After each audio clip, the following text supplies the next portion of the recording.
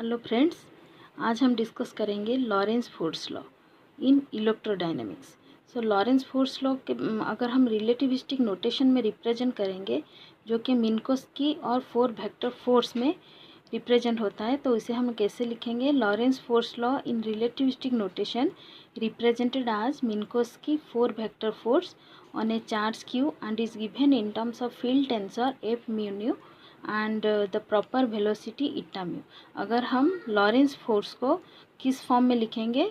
मिन्कोस्की 4 vector force के form में लिखेंगे और field tensor form F mu nu, that is the contravariant field tensor form F mu nu के form में लिखेंगे। तो इसे हम कैसे लिखेंगे? अगर हम लॉरेंस फोर्स को K म्यू में रिप्रेजेंट करेंगे, then K mu is equals to Q eta nu and F of mu nu.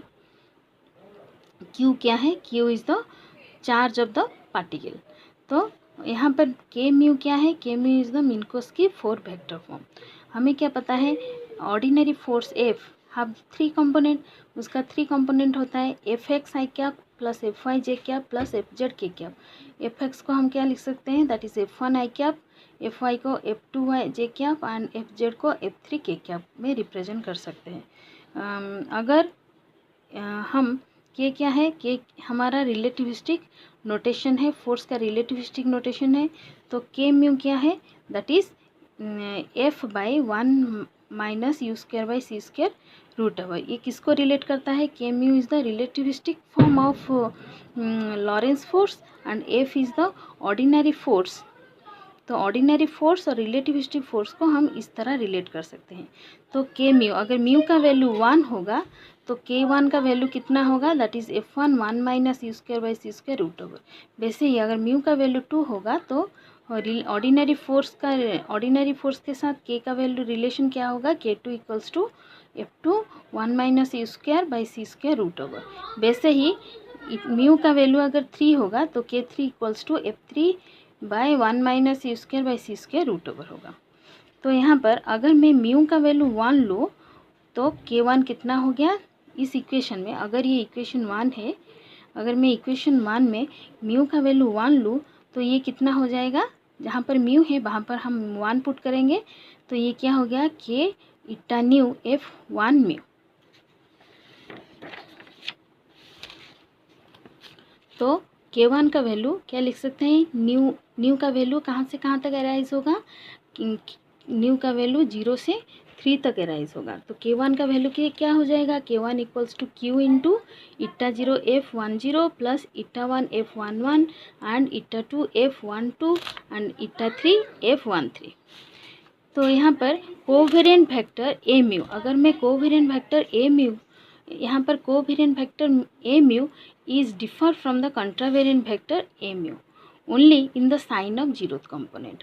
अगर कोवेरिएंट वेक्टर और कंट्रावेरिएंट के बीच में डिफरेंस देखें तो उन लोगों का वैल्यू सेम होगा, लेकिन क्या होगा?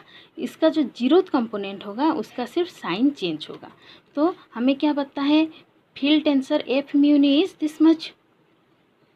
और हमारा जो इक्वेशन 1 था, इक्वेशन 1 क्या था?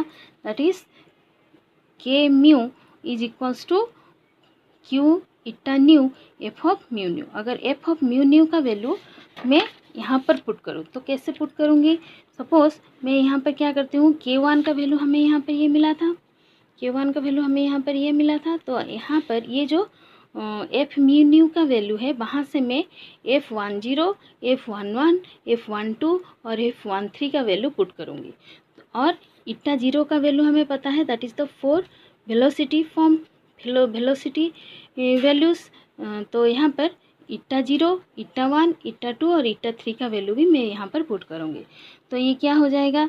इटा 1, इटा 0 का वैल्यू क्या होगा? दैट इज़ ये क्योंकि ये इटा 0 जीरोथ कंपोनेंट है, तो यहाँ पर इटा 0 का वैल्यू क्या होगा? साइन आ जाएगा minus, that is minus c 1 minus you square by C square root over.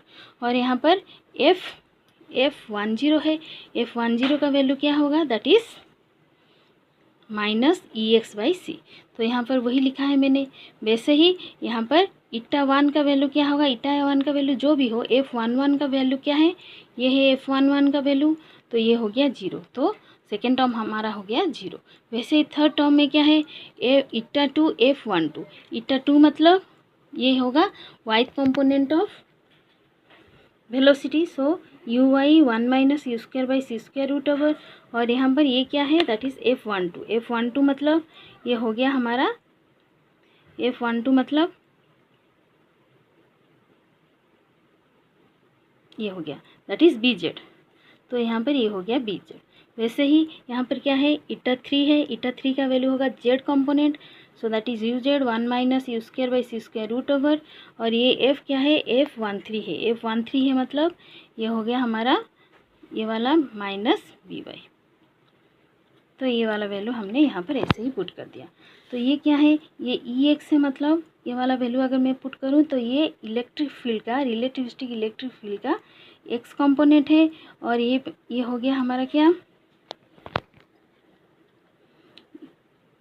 ये हो गया ये जो टर्म है, this term and this term, ये रिप्रेजेंट किसको कर रहा है, U क्रॉस B वेक्टर का X कंपोनेंट को रिप्रेजेंट कर रहा है। तो ओवरऑल ये K क्या हो गया, K1 is the, actually K1 क्या है, वो रिलेटिविस्टिक फोर्स का X कंपोनेंट है। तो ये हो गया K1 इक्वल्स टू ये हो गया। तो ये क्या हो गया, लॉरेंस फोर्स का फॉर्मूला क्या होता है, लॉरेंस फोर्स का फॉर्मूला ये होता है, that is F equals to Q into E plus U cross B।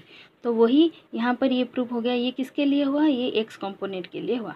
वैसे ही हम Y कंपोनेंट के लिए निकाल सकते हैं, दैट इज़ K2 के लिए हम यहाँ पर क्या लेंगे, इक्वेशन 1 का जो टर्म, इक्वेशन 1 का जो फॉर्मूला था, इक्वेशन 1 में म्यू का वैल्यू 2 पुट करेंगे और उसके लिए इस तरह एक इक्वेशन निकलेगा। तो वहाँ से हमें वाइथ कंपोनेंट और K2 मिल जाएगा इस तरह। वैसे ही अगर हम म्यू का वैल्यू 3 पुट करेंगे तो K3 मिल जाएगा इस तरह। तो अगर हम इसे जनरलाइज करेंगे for K1, K2 and K3, तो ये क्या देगा हमें, F equals to Q into E plus U cross B। ये जो फार्मूला है, ये कौन से फार्मूला को रिप्रेजेंट कर रहा है, ये रिप्रेजेंट कर रहा है लॉरेंस फोर्स लॉ को। दस Lawrence force law in relativistic notation. तो अगर लॉरेंस फोर्स लॉ को हम रिलेटिविस्टिक नोटेशन में लिखेंगे तो वो क्या हो जाएगा, K mu is equals to Q eta nu F of mu new.